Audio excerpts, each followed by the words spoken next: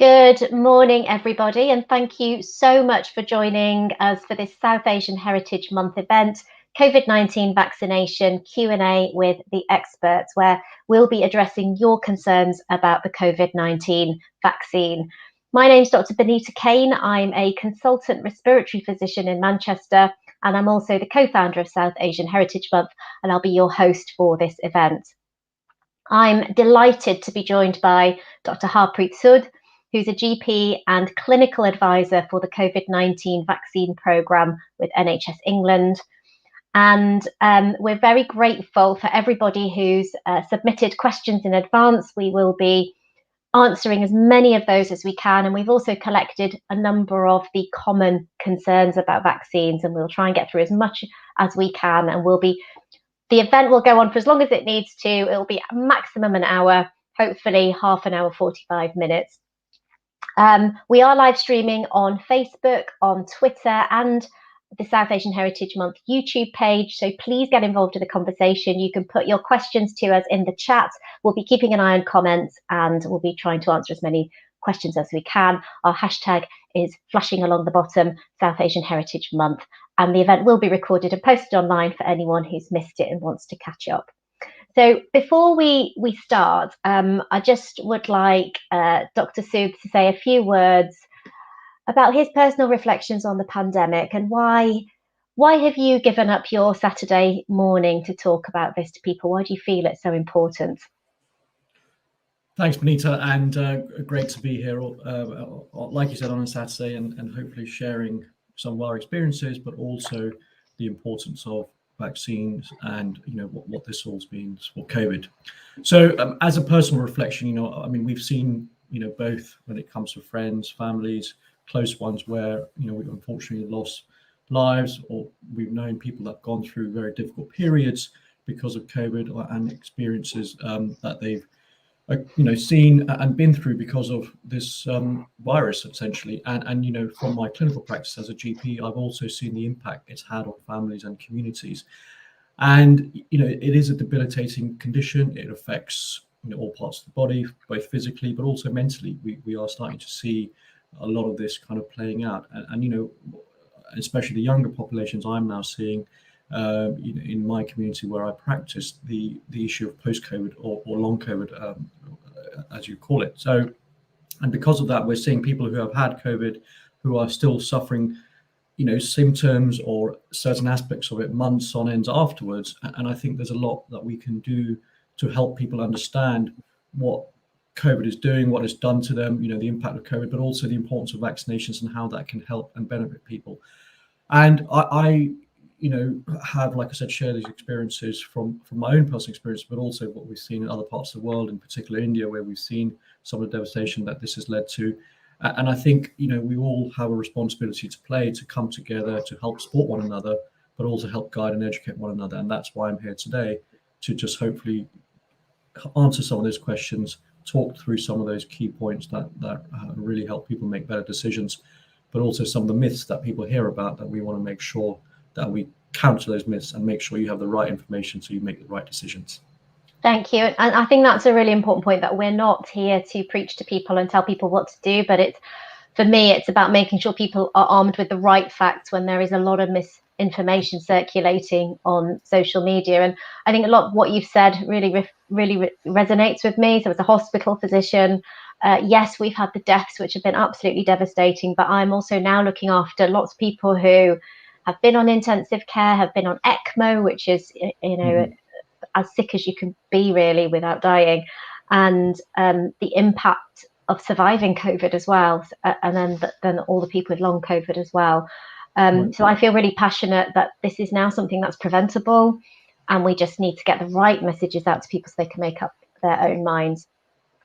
Okay, so without further ado, let's go on to the question. So firstly, it's important to point out that now over 72 million doses of the vaccine have been delivered in the UK. 32 million people have received the second dose, and that's about half the UK population who are fully vaccinated. There's been billions delivered across the globe. There were lots of people who were saying, I want to wait until there's a bit more safety data. So can you tell us now, is the vaccine safe, and what has been the impact in the UK of us having so many of the population vaccinated? Yeah, absolutely. And first and foremost, I think on that basis, from what you said, Benita, with so many people vaccinated so far and received the vaccinations, I think it's really important that we acknowledge all the people that have come forward to get the vaccine and made sure that they've got it, but also their friends, families, and communities have played a part in that. So, and I think that's a massive effort from all of them, but also to say thank you to all the volunteers, NHS staff who have gone out the way, made sure that people have got this vaccination. And I think that's something as a nation we should be celebrating. So that's the first point. And you're absolutely right. We are now starting to see the benefits that the vaccine is providing. So you mentioned the 72 million doses that were delivered in the UK.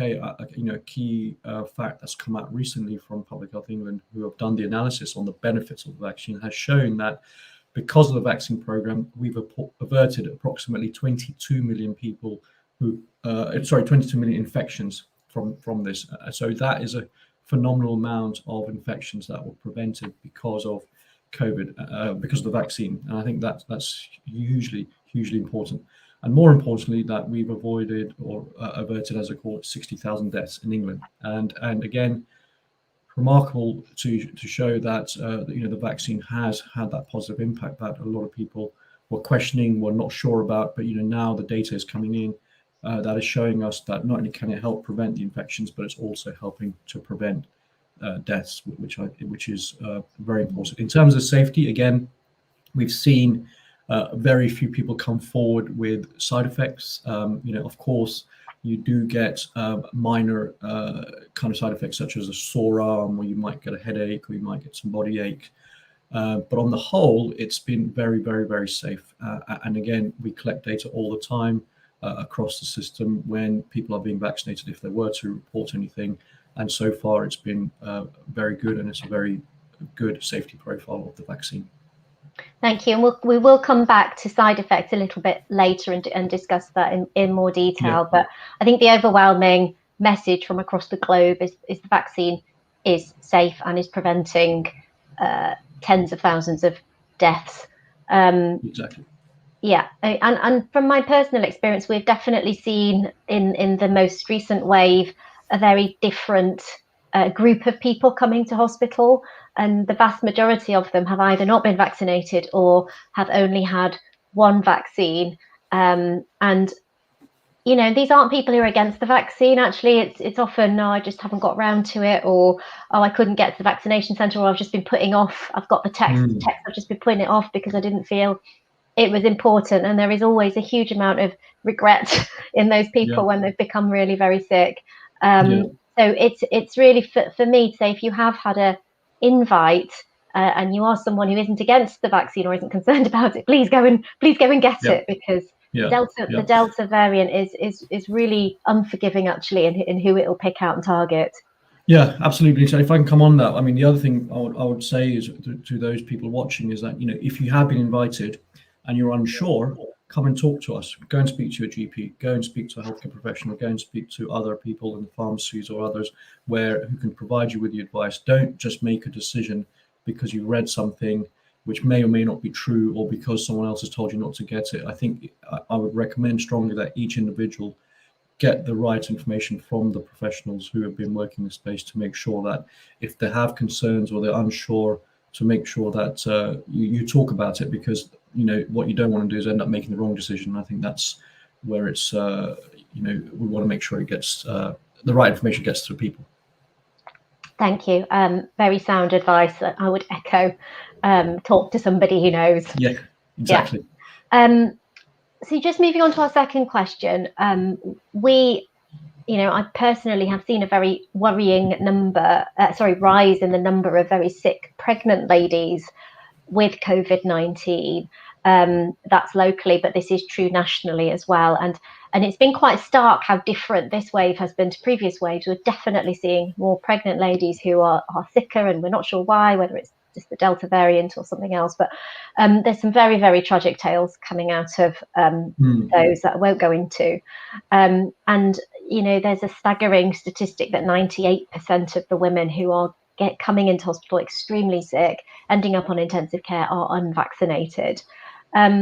So we've had a big drive locally to try and get pregnant women vaccinated. I can completely understand it. I was pregnant in the swine flu epidemic a number of years ago. But I was so terrified of getting swine flu because I'd seen it. I was queuing up at the front door to get the vaccine as soon as I could. But I can also understand the other side, where you've got an unborn child and suddenly you might not think rationally about these things. And it only takes one or two ear-mongering sort of comments for people to really not want to get the vaccine. So what can we say to pregnant women to reassure them that they should get the vaccine, that it's safe? No, I think you're right, Benita, and I think it's a I can see why it is difficult for a lot of women to make that decision, and their families and their partners, especially because it's such an important time with pregnancy, thinking about the baby, will this affect the baby, how this will affect my pregnancy. And so, totally understand those concerns.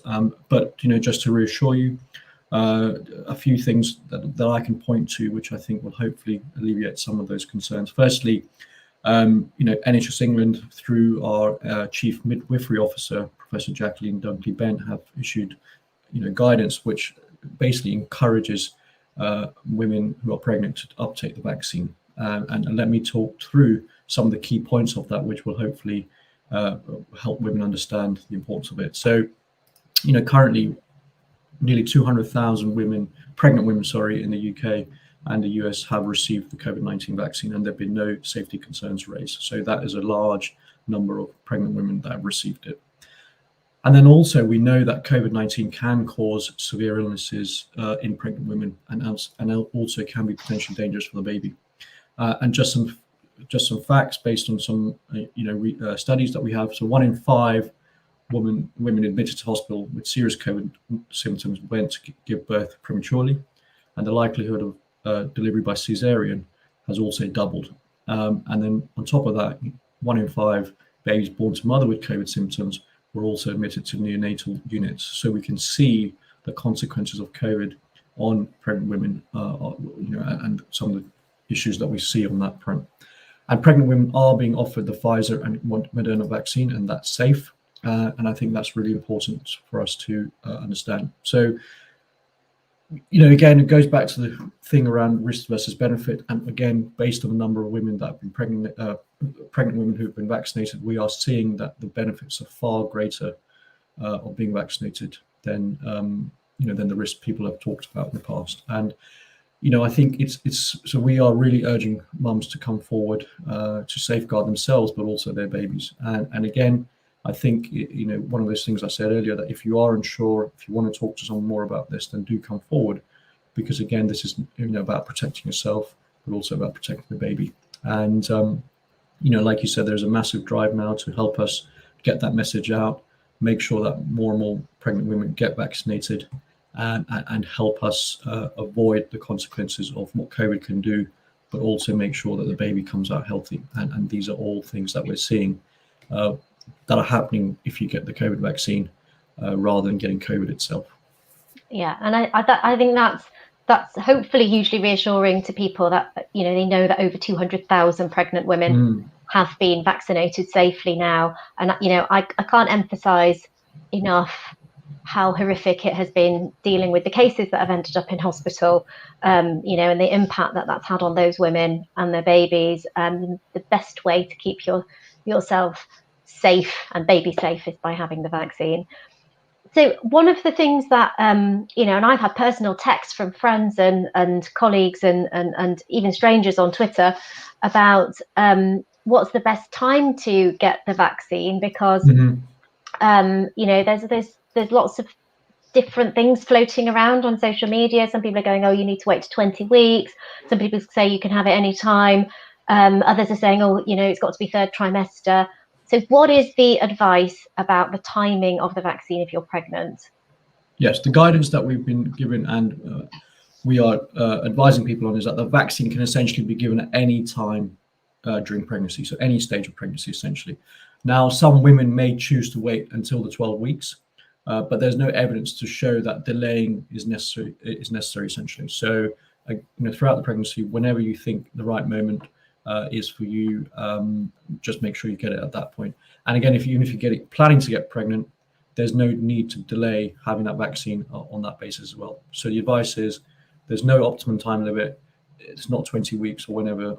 It's whenever you think or you can get it at any stage during the pregnancy.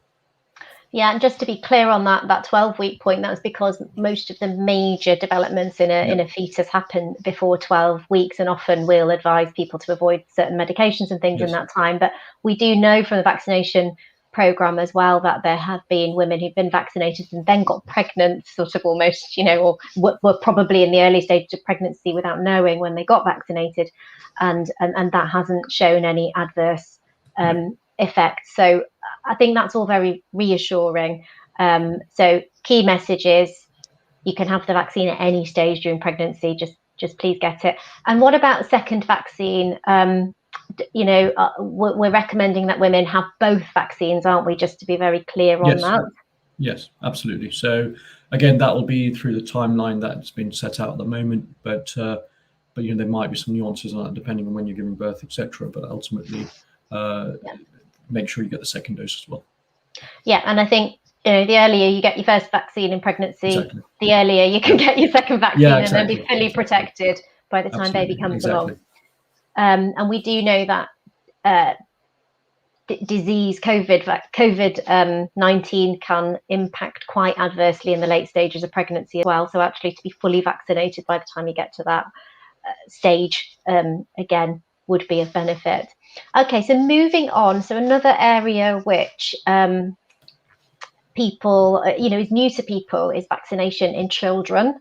So we know there are some countries where vaccinations are being rolled out in 12 years plus. That's not the case in the UK at the moment. And there has been a lot of stuff to say that, COVID-19 is fine in children. It doesn't affect them. They're okay. However, we do know that a small proportion will get very seriously ill. I think the figures are 1 in 100. And we know that up to, some reports, 7%, 8%, 9% of infected children will go on to have long COVID symptoms, as we see in adults. So there are currently thousands of children across the UK suffering with long COVID. So which children are eligible for the vaccine currently, and why should, I can imagine parents are really worried about getting their children vaccinated. Why should the children who are eligible be vaccinated? Yeah, no, and it is again, it's been a area of development throughout, and I think for many reasons, like you suggest, because children have shown on the whole to have mild disease if they get COVID, but not impacting them as much as potentially adults. But again, it's an ongoing thing. But at the moment, the guidance suggests that, and JCVI have said this, that all 16 to 17-year-olds should be offered the first dose of the Pfizer vaccine. And then, depending on further evidence on the effectiveness and safety in this age group, a second vaccine dose is anticipated to be offered at a later time to make sure that we increase the level of protection and contribute towards the longer-term protection. So at the moment, first dose of the Pfizer to 16, 17-year-olds. And this is in addition to the existing offer, which is that 2 doses of vaccine will be given to 16 and 17-year-olds who are at that high-risk groups. So just to summarize that, so anyone who's 16 and 17 will get 1 dose, but anyone who is 16 and 17 at high-risk group will get 2 doses. And then hopefully, as more, like I said, evidence comes out, then we will give the second dose to all the 16 and 17-year-olds, depending on what it shows. JCVI also updated their guidance on the 19th of July, which advised that children and young people aged 12 years and over who have an underlying health condition that puts them at risk of serious COVID, or those that have household contacts of people, children or adults who are immunosuppressed, should be offered 2 doses of the Pfizer vaccine. So that's where we're at the moment. And so let me just reiterate that. So 12-year-olds, 12 and over, who have a specific underlying health condition that puts them at high risk of COVID, or those that are living with people, both adults and children who are immunosuppressed, should be offered the 2 doses. So that's what the guidance says at the moment. And, like you said, why should children get vaccinated? Well, and again, it's about protecting the individuals, but it's also protecting community. And like you said, Binita, we are seeing that some children have developed some of the severe symptoms of COVID. Some are experiencing the long COVID syndrome that we're seeing. So this is again about helping them to be protected against that over the long run. But the more we learn about this, the more then we can offer it to children and make sure that not only are they're benefiting themselves, but they are also benefiting their household contacts, including parents and other children. And so that's why I think it's really important, because ultimately, we don't want children to be going through this as well. And so we need to make sure that they're also protected should the evidence suggest that vaccines help them in the long run. Yeah, and I think some of those points are probably not well appreciated widely, like the fact that if you are immunosuppressed, as in you're having chemotherapy or you're on a medication that suppresses your immune system, and you have a child of any age above 12 that lives with you, your child is eligible for 2 vaccines, right, so that they can protect you. And so that's an important point to get across. And this is a really personal thing for me as well, because my 10-year-old sadly has got long COVID. She had a fairly mild illness in January, but has been unwell with relapsing and remitting symptoms since then, and it completely turns your life around, as a family, as a child. She can't go to school at the moment. So, my plea is, if there's anything you can do to protect your children, take the opportunity, because it's a preventable situation. We know vaccines are incredibly effective.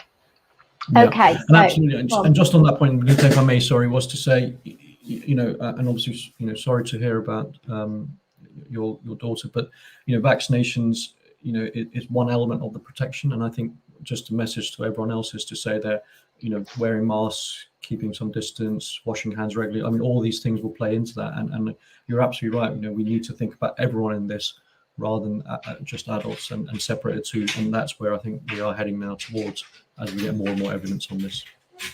Yeah, no, absolutely. Vaccines are only part of the solution. And I think, again, something that's perhaps poorly understood is that masks are really to protect other people.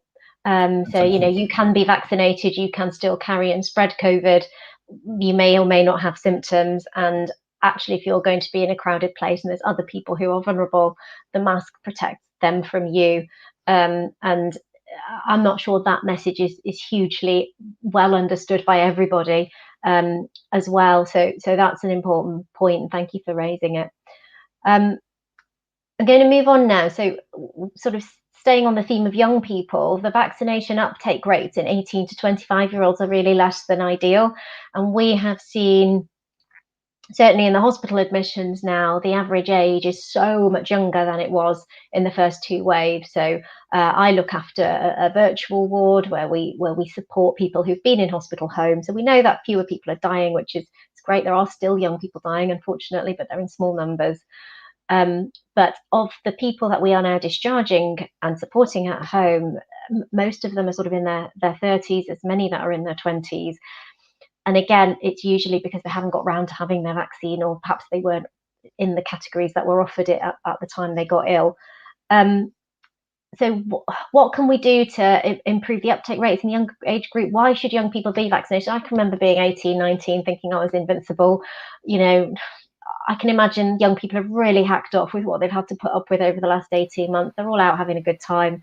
They don't want to be bothering having vaccinations, and that perhaps don't feel they need to. What would be your message to that group? Well, my first straight off the bat message would be, please do get vaccinated. And I think it goes back to your point, Binita, which is to suggest that many of them do feel that they're invincible. And the answer is that they're not, because we are seeing, like you rightly point out, more and more young people developing COVID, developing the severe symptoms of COVID, being hospitalized. And obviously, and sadly, those that have underlying conditions, I think, also passing away. And I think that leads to say that, COVID is not just targeting older people, because a lot of them feel that, because I'm not old, I'm not going to get COVID, or I'm not going to die. Well, that's not the case. The other thing I've been hearing, and a lot of my patients have been saying this when they come and see me, is that, well, if I'm going to get COVID anyway, why do I need to get the vaccine?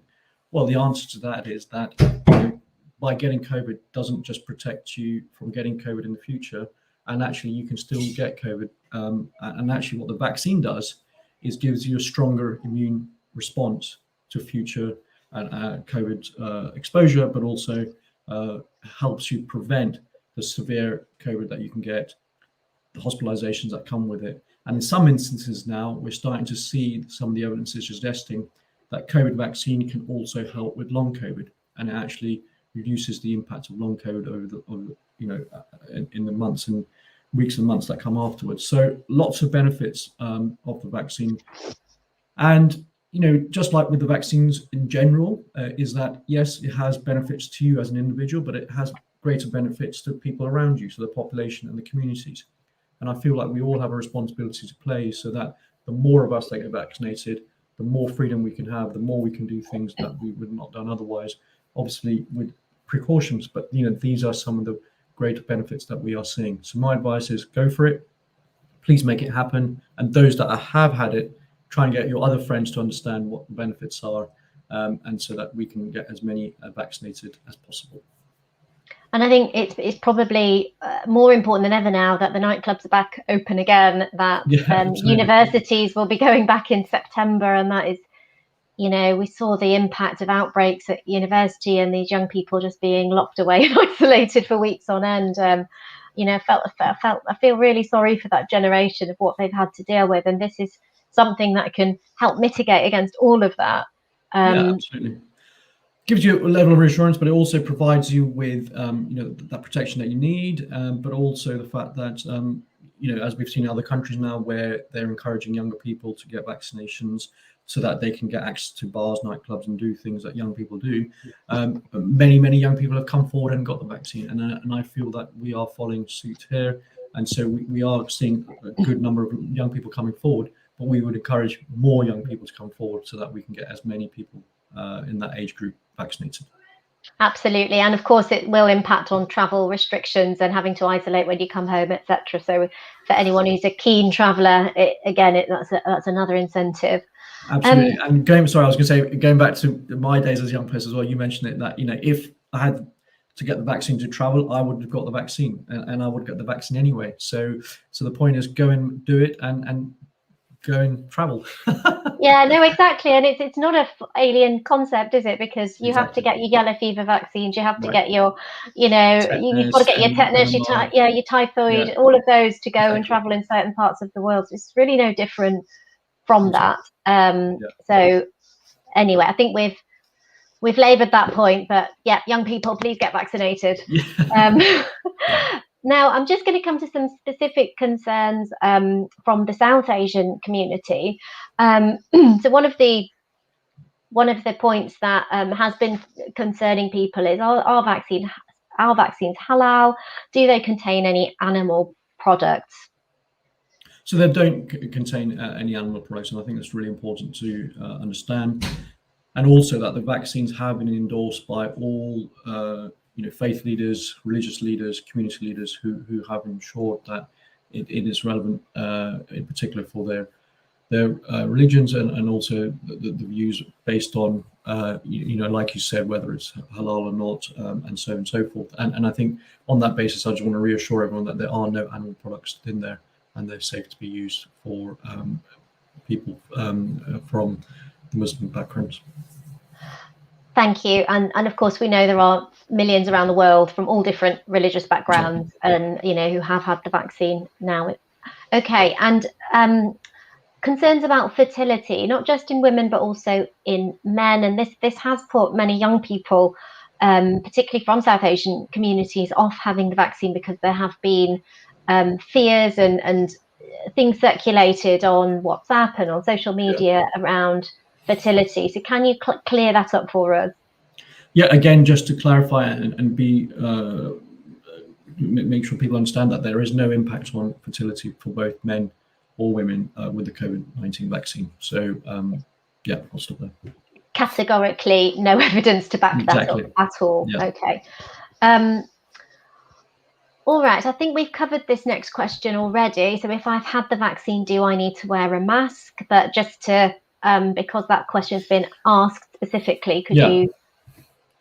So the answer is yes. Well, I think on the whole, yes, in that it, the thing about what we do now about the vaccine is that, at this stage, it prevents against, like I said, severe COVID as well as hospitalization. But what we don't know as much, but again, some of the evidence is starting to emerge, is can the COVID-19 vaccine help us spread COVID, essentially? Now, there might be some people who may be carrying some of the COVID virus that they might well be asymptomatic in general, but they might be able to transmit it.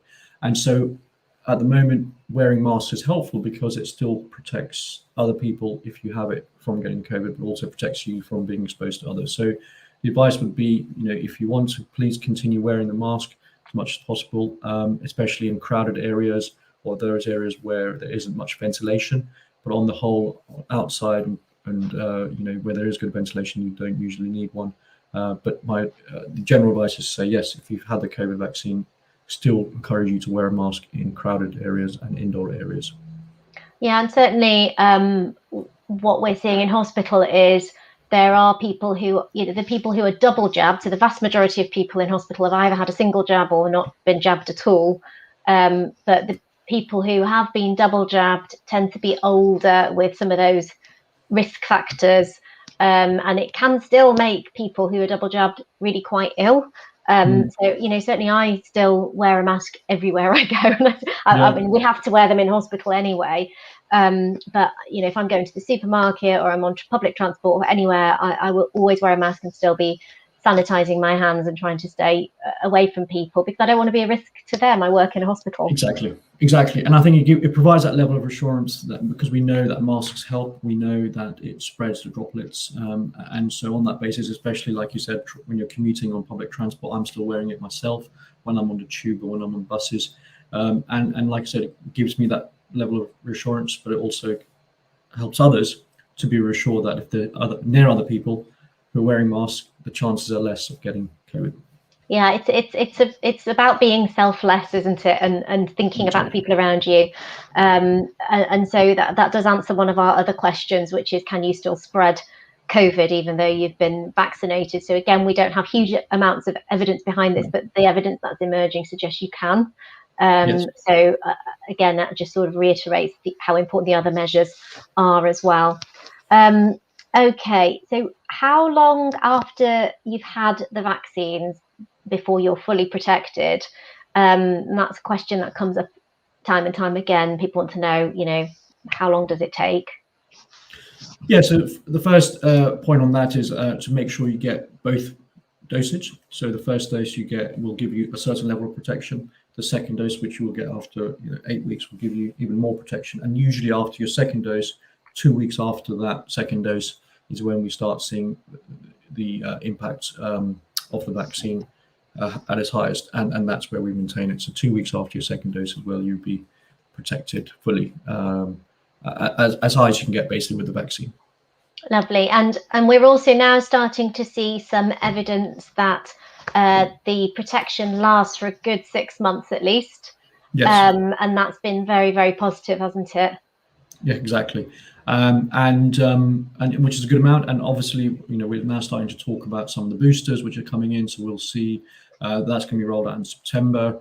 But on the whole, at least the 6 months. For some individuals might be longer, but there will be boosters as well, which will help keep that immunity up even further, so that you get even more protection. Yeah, and that was a timely comment from Gulnaz Asif, who's just asked, will we require booster jabs? And it's not clear at the moment whether that will be the whole population or whether that will be particularly just healthcare workers, vulnerable, immunosuppressed. Right. I think that's where it will start. Exactly, that's where we're starting at the moment. And then depending on how it plays out, we'll go down the cohorts like we did for the first round.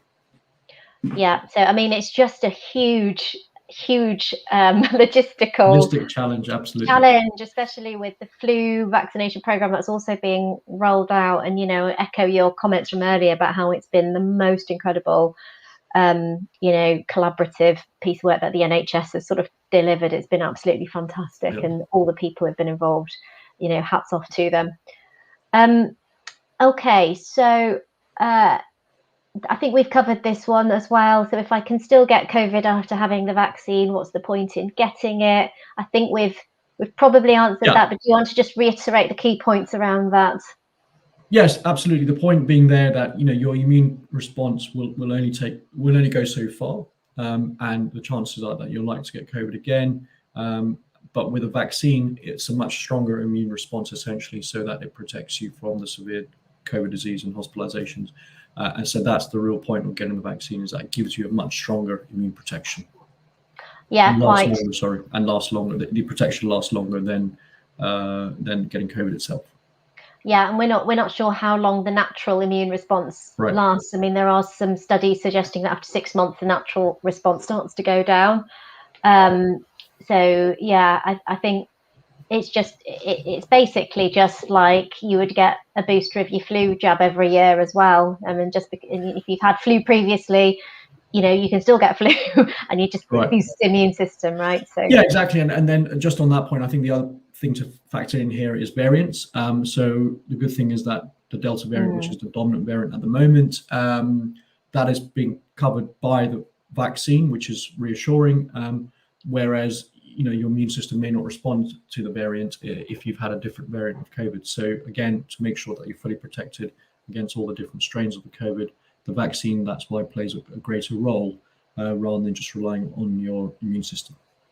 Yeah, and it's interesting when you think about viruses, and their kind of their goal really is not to kill the person, not to kill the host. It's to spread as far and as wide as possible, and that's why COVID has been like nothing we've ever seen before, because it's incredibly contagious, but it can make people incredibly sick and have very high levels of virus, and so Delta is just a lot more contagious, isn't it? And that's how these viruses like to evolve. They just like to spread further and wider. So they're very clever in how they work, and we're constantly just trying to catch up with the treatments and the vaccines. We've had a question here from Ram Singh, who said, "Will they do flu and and the COVID booster at the same time?" I don't know the answer to that, being in hospital. I don't know if you do. Being a GP, do we have that answer yet?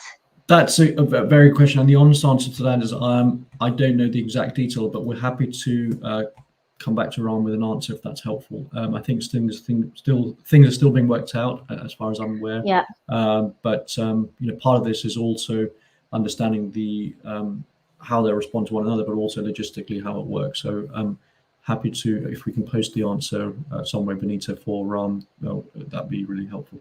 Yeah, I think if Ram, if you signed up to the Eventbrite, then I'll have your email address and we can potentially get back to you on that question. Okay, so moving on. So we know that COVID antibody tests are available now, and they're quite widely available. Some people are getting them privately, some people are getting them via NHS organisations. So if you have COVID antibodies, do you still need the vaccine? Yeah, again, it goes back to the point we were saying earlier, is that the antibodies you might produce may not last for a long time. They may kind of start disappearing over a period of time, and that's why having the vaccine will give us a stronger and a longer immune response to the COVID vaccine. To COVID. And so on that basis, the answer is yes, do get a vaccine even if you have antibodies. Yeah, and there's just no harm in just boosting your antibody response, periodically, and we've done that for years with other vaccines, haven't we? Tetanus boosters, the boosters when you go away on holiday and you need another, typhoid booster or whatever it is. It's a concept that is age old, and it's no different with COVID vaccine. Okay, so finally, just our last question that we've had in is around the side effects of the vaccine. So it would be useful, I think, just to talk about the common side effects. I know I was very lucky. Both of my jabs had a bit of a sore arm and I was absolutely fine. I do know other people who've been really quite unwell for a few days. So what's your advice around those side effects? How do we manage that? And when should you be worried in terms of the side effects? Yes. So look, I think like all medicines, vaccines do have some side effects, and the most of the common side effects are very mild and do not last very long, and not everyone gets them. But common side effects can include which will usually may emerge a day or two after your vaccine, can include things like a sore arm, a bit of tiredness, headaches, maybe feeling a bit shivery, but usually that will disappear. And what I recommend to patients when they tell me about this is paracetamol or ibuprofen should usually help with that and make that better. So that's not a problem. But again, we some of the other ones which include the which have been talked about in the past can include you may have heard about the extremely rare blood clot problem, which is affecting a very, very small number of people who've had the Oxford AstraZeneca vaccine.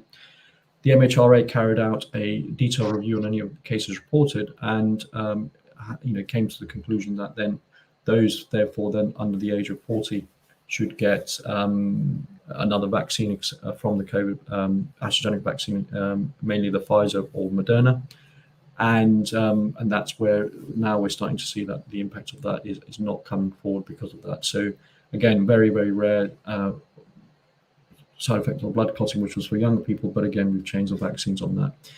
Now, if you get any of the following symptoms from around day 4 to 4 weeks after your vaccine, you should call 111 immediately. And these are things like a severe headache, which can't be made better with painkillers or is getting worse.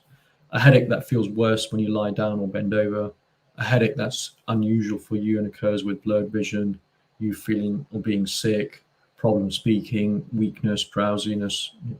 Or if you see a rash that looks like small bruises or bleeding under the skin, or if you're experiencing shortness of breath, chest pain, leg swelling, or constant tummy pain. So those are the ones. If you start from day 4 up to 4 weeks after your vaccine, do call 111 or seek medical attention. But like I said, usually the most common side effects of sore arm, headache, shivering will disappear after a couple of days, and that is the vast majority of the side effects that we see there. The ones I mentioned are very rare, and you won't likely see the ones that you need to seek medical attention for. But if you do make sure you seek medical attention. Yeah, and I think that it blew up in the press, didn't it, around the blood clots, and unfortunately that did quite a lot of damage to the vaccination program at that time. I think we've recovered from that. It is extremely rare, and I think the age 40 to switch to AstraZeneca is really because above age 40, the chances of naturally having a blood clot, versus the chances of dying from COVID-19, the vaccination far outweighs Absolutely the risk in the younger age group, because they're less likely to die of COVID-19. The risk of the blood clot becomes a little bit more, so that's why there's a difference. Exactly. in that.